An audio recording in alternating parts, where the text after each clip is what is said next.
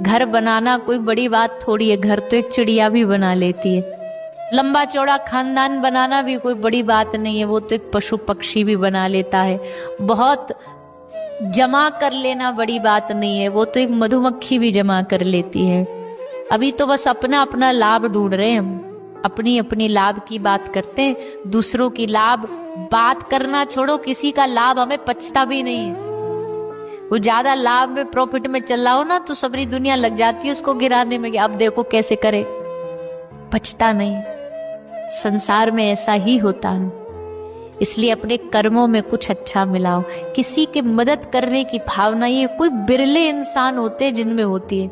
जीवन में कुछ पा लिया, कमा लिया, ये उपलब्धि नहीं है। जीते जी अगर हम संसार में किसी के काम आ सके, कुछ मदद कर पाए, ये उपलब्धि है।